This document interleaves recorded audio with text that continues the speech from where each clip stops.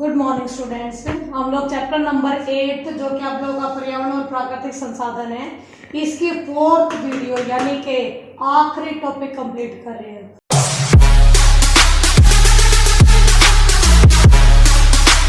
इस टॉपिक के बाद आपका चैप्टर कंप्लीट हो जाएगा। ठीक है बेटा, तो हमारा ये लास्ट टॉपिक का नाम है मूलवासी व उनके अधिकार। मूलवासी, मूल यानी के जो मूल यानी जिसकी जड़ें वहीं से हैं, मूलवासी यानी अगर इसकी डेफिनेशन के तौर पर बोला जाए तो किसी भी स्थान पर अनंत काल से रहते चले आ रहे लोगों को मूलवासी कहते हैं। ठीक है, यानी कि किसी एक पर्टिकुलर इलाके पर अगर कोई व्यक्ति या व्यक्तियों का समूह अनंत काल से यानी बड़े लंबे चौड़े समय से अगर उसी इलाके में रहता चला आ रहा है तो वो मूलवासी कहलाते हैं वहां के।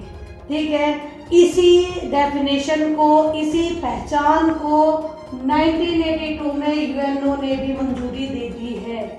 ठीक है, 1982 में यूएनओ ने भी कह दिया है कि ठीक है, अगर किसी स्थान पर अनंत काल से रहते हुए व्यक्ति आ रहे हैं तो वो उस स्थान पर अपना मालिकाना हक जता सकते हैं और वहां के वो मूलवासी कहलाएंगे। ठीक है, अब है भाई कि मूलवासी यानी मूलवासी शब्द एक ऐसा है जो ना हम आप कभी अपनी अर्थव्यवस्था में पढ़ते हैं, ना कभी अपनी राजनीति में पढ़ते हैं। कभी सुना उनका जिक्र? बहुत कम, हमारे समाज में बहुत कम, क्योंकि ये मूलवासी जिनको भारत में आदिवासियों के नाम से जानते हैं, कितने बच्चे हैं, कितने लोग हैं जो उनको अपने ही लेवल का मानते हैं। अगर कोई आदिवासी समुदाय जंगलों से निकल चुके हैं, वो हमारे तुम्हारे जैसे समाजों में आकर रहने की कोशिश कर रहे हैं, तो हम लोग, आप लोग उन्हें ऐसी ऐसी नजरों से देखते हैं कि वो तो पता नहीं कौन से ग्रह के प्राणी हैं। ठीक है, लेकिन होता यही है बेटा, वो हमारी ही दुनिया के हैं, हमारे ही देश के हैं, हमारे ही लोग हैं जिनका रहन सहन, संस्कृति, रीति रिवाज सब कुछ हमसे काफी अलग है। लेकिन जब वो हमारे समाज में एंटर करते हैं तो धीरे धीरे करके वो हमारी रीति रिवाज, हमारी संस्कृतियों को भी सीखते हैं, हम लोगों को भी उनकी संस्कृतियाँ धीरे धीरे अच्छी लगनी शुरू होती हैं और थोड़ा लंबा टाइम जरूर लगता है, लेकिन अब में सारे समाज के साथ वो घुल मिल जाते हैं। अब जब तक मूलवासियों का सवाल उठता है तो हमेशा 3 चीजें एक दूसरे के साथ लिंक हो जाती हैं। कौन सी 3 चीजें? एक पर्यावरण, दूसरा संसाधन और तीसरा राजनीति। जब जब मूलवासियों की बात उठती है, किसी देश में उठे या किसी वर्ल्ड लेवल पर किसी संस्था में उठे, हमेशा ये 3 चीजें एक दूसरे के साथ जुड़ जाती है। क्यों?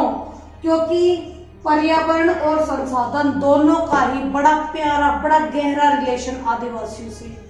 ठीक है, और हमारे जो राजनेता या हमारे देश की जो सरकार है वो इस पर्यावरण और संसाधन को लेकर हमारी अर्थव्यवस्था की नींव रखती है। तो जब जब सरकार पर्यावरण और संसाधन को लेकर नीतियां बनाएगी तब तब आपके मूलवासियों से उनकी मुठभेड़ या फिर मूलवासियों से उनकी मुलाकात होती ही रहेगी। ठीक है बेटा, इसके बाद है कि जो मूलवासी हैं आज भी इनकी पहचान इनकी संस्कृति से, इनके रीति रिवाजों से या फिर इनके प्रकृति से प्रेम के कारण आज भी इनकी पहचान अनोखी है।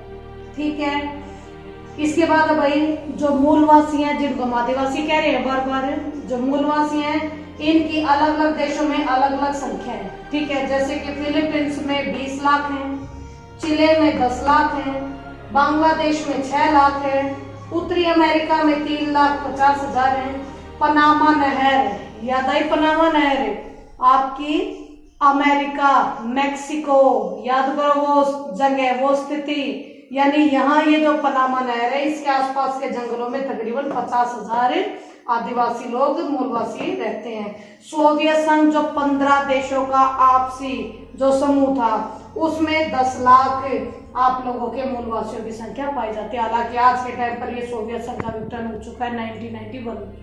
ठीक है बेटा, इसके बाद एक जो मेन सबसे महत्वपूर्ण बात है वो है मूलवासियों की आखिरकार मांग रहती क्या है। सबसे मेन वो है आपका ये कि जो मूलवासी उनका मुख्य उद्देश्य है विश्व बिरादरी में बराबर का दर्जा प्राप्त करना।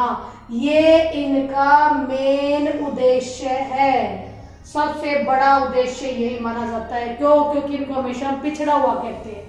तो ये भी बराबर का दर्जा पाने के पूरे पूरे अधिकारी है। भाई अगर ये देश के नागरिक हैं तो इनको भी बराबरी का दर्जा प्राप्त करने का पूरा पूरा अधिकार है।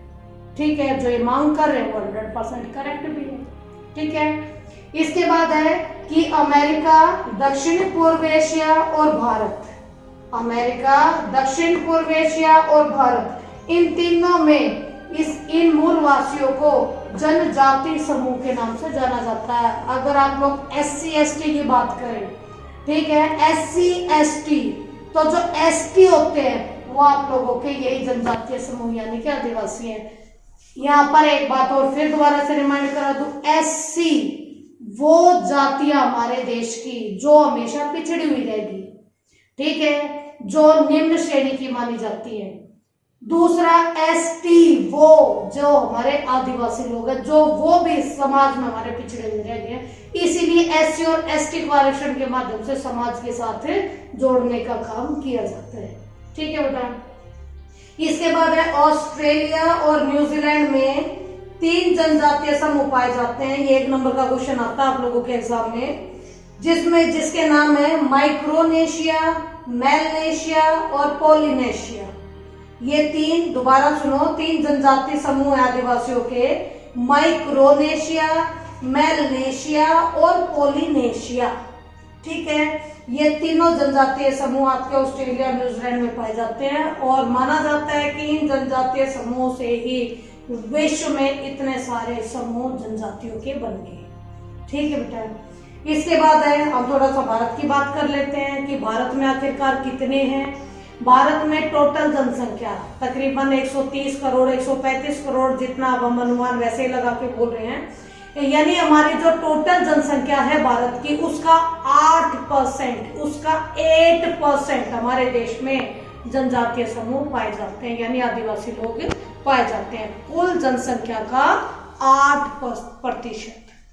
इसके बाद 1975 में इनके लिए world council of indigenous people, ये आप लोगों की काउंसिल बनी थी, जिसमें इनको परामर्शदायी परिषद का दर्जा दिया गया था कि ये सभी मूलवासी, यानी केवल ये नहीं, क्योंकि वर्ल्ड के हर एक कोने में मूलवासी एक्टिव है अपने अधिकारों को लेकर, वो बराबरी का दर्जा लगातार मांग करे कि हमें बराबरी का दर्जा मिले, इसके लिए कंटिन्यू एक्टिव हैं और विश्व के अलग अलग हिस्सों में रहने के बावजूद भी एक दूसरे के साथ लिंक है। ठीक है, ये आपस में लिंक रखते हैं, संबंध रखते हैं, जिसके कारण ये अपनी आवाज को ज्यादा पावरफुल बनाकर समाज के सामने, देश के सामने, विश्व के सामने रखने में कामयाब हुए हैं। और इन्हीं प्रयासों के कारण ही इस काउंसिल का निर्माण हुआ, world council of indigenous people. और इसके बाद तकरीबन 10 और नई ऐसी ही परामर्शदायी संस्थाएं निर्मित हुई जो इन आदिवासी समुदायों के लिए लगातार काम कर रही है, इनके अधिकारों के लिए लगातार प्रयास कर रही है, इनकी आवाज को इंटरनेशनल लेवल पर उठाए, इस तरीके से काम कर रही है। ठीक है, तो बेटा जो आदिवासी लोग हैं, जो मूलवासी लोग हैं, ये भी हमारे तुम्हारे जैसे ही लोग हैं।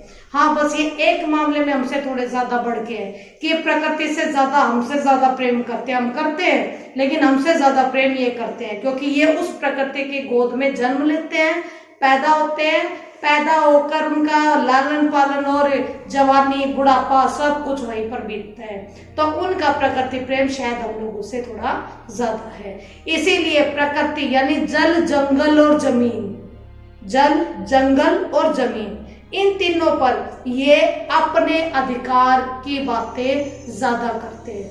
इनका मानना है कि इन इलाकों में ये रहते हैं, ये इन इलाकों में इन 3 चीजों की पूरी सेवा करते हैं, इन 3 चीजों की पूरी रक्षा करते हैं, तो इन तीनों पर अधिकार भी इन्हीं का होना चाहिए। ठीक है, इसके लिए भी इन्होंने अपनी काफी आवाज उठाई है, वर्ल्ड लेवल पर आवाज उठाई है, जितना सरकारों से हो पा रहा है सरकार इनके लिए लगातार कार्यरत है, इनके लिए लगातार काम करने के लिए प्रयासरत है। ठीक है बेटा, मेरे हिसाब से आप लोगों को मूलवासियों का टॉपिक कंप्लीट समझ में आ गया होगा।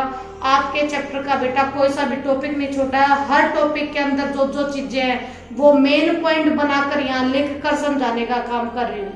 ठीक है, अपनी तरफ से मैं पूरी कोशिश कर रही हूँ कि इजी से इजी लैंग्वेज में आप तक सारी चीजें पहुंच जाए, लेकिन इसके बावजूद भी अगर फिर भी कुछ रह जाता है तो बेटा कॉन्टेक्ट करो मुझसे, ठीक है, या फिर कमेंट करो ताकि मुझे समझ में आए कि आप लोगों को कहाँ और दिक्कत है। ओके, और यहाँ पर आप लोगों का चैप्टर खत्म हो गया। Okay, thank you.